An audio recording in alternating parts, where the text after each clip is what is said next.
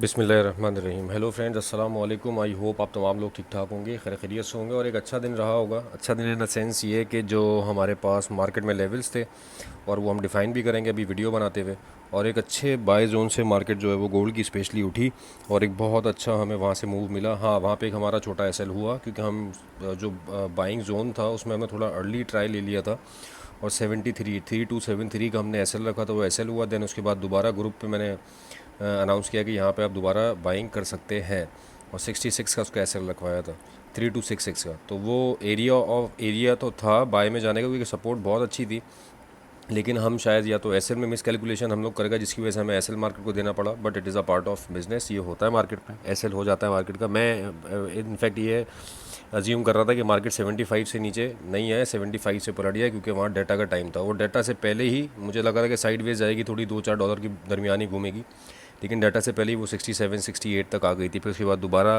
ऊपर जाके फिर नीचे आई। जब दोबारा नीचे आई तो फिर वहाँ कन्फर्मेशन भी हमें मिली, दोबारा एक ट्रेड हमारी वहाँ पे और एग्जीक्यूट हुई और फिर उसके बाद वो अल्हम्दुलिल्लाह बहुत अच्छी बाय में गई। अच्छा, और साइमल्टेनियसली नेस्डैक ने भी बड़ा अच्छा आज लेवल हमारा पिक किया बाय का। वो जब हम आइटम कवर करेंगे तो फिर हम उस पर डिस्कस कर लेंगे। सबसे पहले तो तमाम मेरे वो फ्रेंड्स जो कि चैनल के ऊपर न्यू हैं, उनसे रिक्वेस्ट है कि वो चैनल को सब्सक्राइब कर लें ताकि जो भी हम डेली की अपडेट बनाते हैं लेवल्स की वो उनको मिलती रहे और अल्हम्दुलिल्लाह सबके सामने ही है results. Secondly, free WhatsApp group का लिंक जो है वो वीडियो के डिस्क्रिप्शन में मौजूद है। उस ग्रुप के ऊपर सिर्फ सिग्नल्स नहीं है, जैसे अभी भी हम कुछ वहाँ पे डिस्कशन चलता रहता है, अभी भी लोग चार्ट शेयर करते हैं तो डिस्कशन रहता है, उससे दूसरे लोगों को भी सीखने का मौका मिलता है। तो जस्ट सिग्नल पे भी रिलाई ना करें। मैं हमेशा यही फोकस करता हूँ, ग्रुप पे भी यही बताता हूँ कि कोशिश ये करें कि अपने एनालिसिस को थोड़ा सा इतना स्ट्रॉन्ग करें कि आप किसी के डिपेंडेंट ना रहें, इस इंडस्ट्री में ख़ुद काम करना सीखें। और अगर इतना भी नहीं है कोई सिग्नल पकड़ना चाहते हैं तो सिग्नल पे भी एटलीस्ट आपको इतनी नो हाउ हो कि अगर जो सिग्नल पे मैं बाय या सेल ले रहा हूँ या जो भी ट्रेड ले रहा हूँ ये दी किस बिना पे गई है, तो इतना तो एटलीस्ट हमें पता होना चाहिए। तो इसीलिए वो ग्रुप पे हमारी डिस्कशंस भी रहते हैं और इसके साथ साथ सिग्नल्स भी हैं। बहरहाल मैं कोई बहुत ज़्यादा सिग्नल्स पोस्ट नहीं करता हूँ, मुझे लेवल पे जब मार्केट मिलती है तो वहीं पे मैं कहीं ना कहीं सिग्नल पोस्ट कर रहा होता हूँ।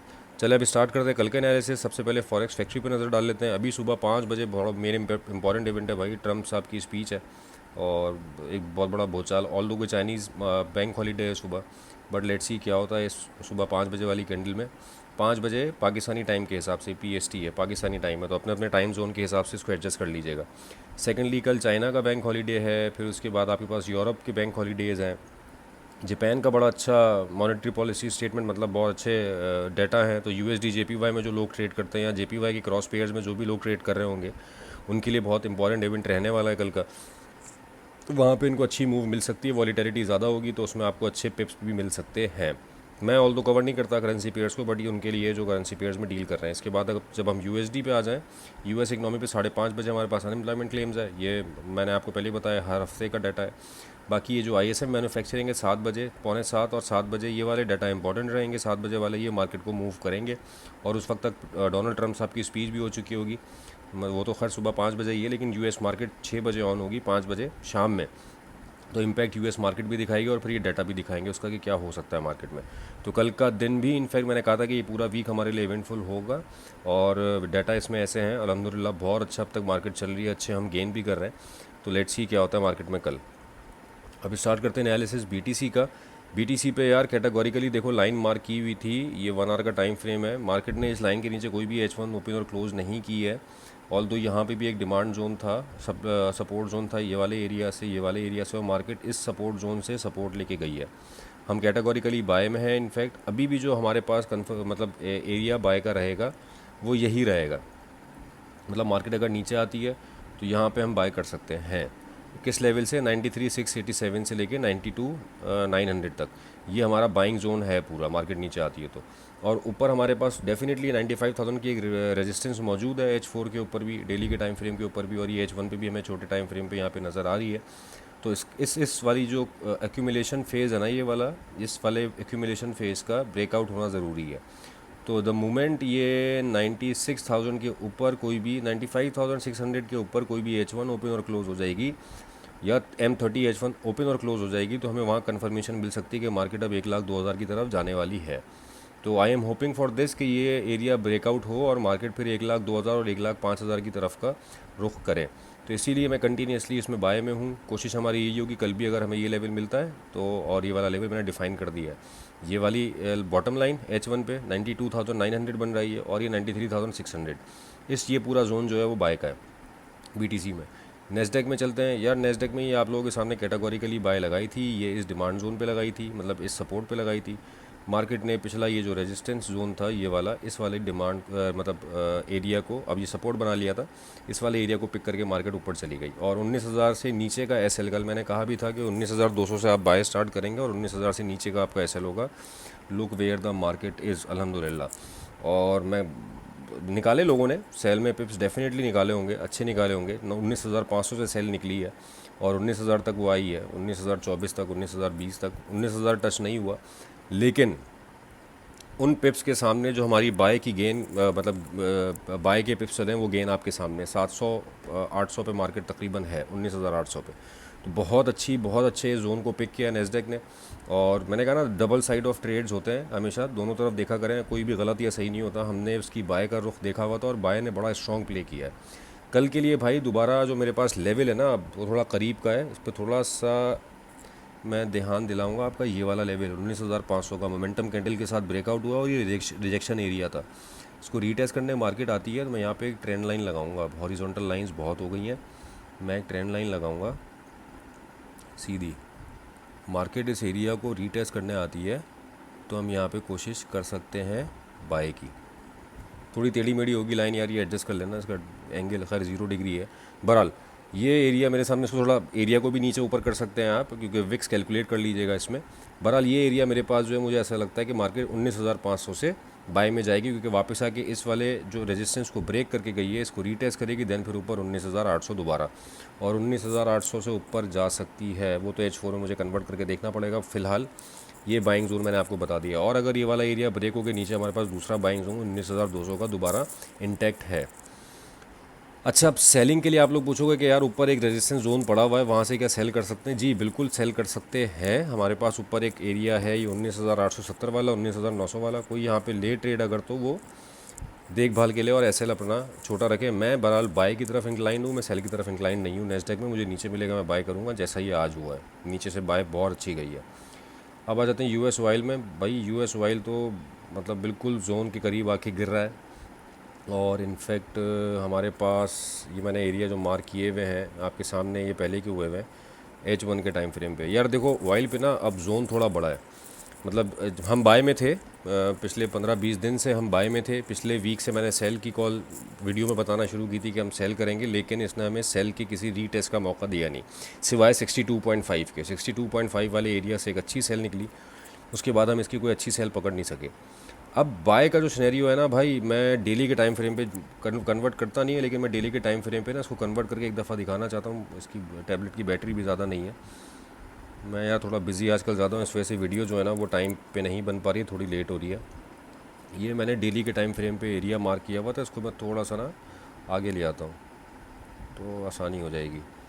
अच्छा, यहाँ पे क्या है सिनेरियो कि इस एरिया से ये पूरा बाइंग जोन है। मार्केट यहाँ से मोमेंटम के साथ क्लोज ऊपर गई है, वॉल्यूम हाई आया था। इस वाली वॉल्यूम कैंडल के ऊपर हमारे पास एक कैंडल ओपन और क्लोज भी हो गई है, तो मार्केट अब दोबारा नीचे आई है और यहाँ पे मार्केट दोबारा SL हंटिंग करेगी, देन उसके बाद ऊपर जाएगी। ये बड़ा मूव है डेली के टाइम फ्रेम पे, तो उसमें टाइम लगेगा। बहरहाल बाइंग जोन पे आ गया है हमारे पास। इस वाले एरिया से लेके लेयरिंग स्टार्ट कर दें यहाँ से आप 57 से, ये 58 से, और इसको आप लेके चलें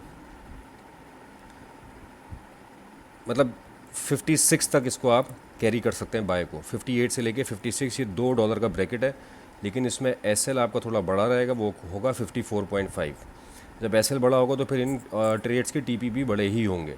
हम ऑल्दो इसमें बहुत अच्छा गेन कर चुके हैं पहले बाय में ऑयल की, और अभी भी हमारी कोशिश ये है, क्योंकि जोन पे आ गया तो हम इसमें इसको बाय देखें। ये मैंने डेली के टाइम फ्रेम पे लगाया। मार्केट जब भी ऐसे ब्रेकआउट करके जाती है तो इन वाले एरियाज़ के ऊपर आप इसको स्मार्ट मनी कॉन्सेप्ट में कह लें कि वो ऑर्डर ब्लॉक है या पेंडिंग ऑर्डर्स हैं, वो पिक करने के लिए आती है। आप उस थ्योरी को समझ लें।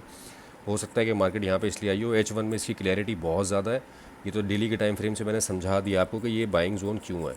डेली के टाइम फ्रेम पे आप देख लेंगे तो वही सारा वो ऑर्डर ब्लॉक, वो 1 आवर के टाइम फ्रेम के ऊपर तो आपको मिल जाएगा यहाँ पे सब कुछ।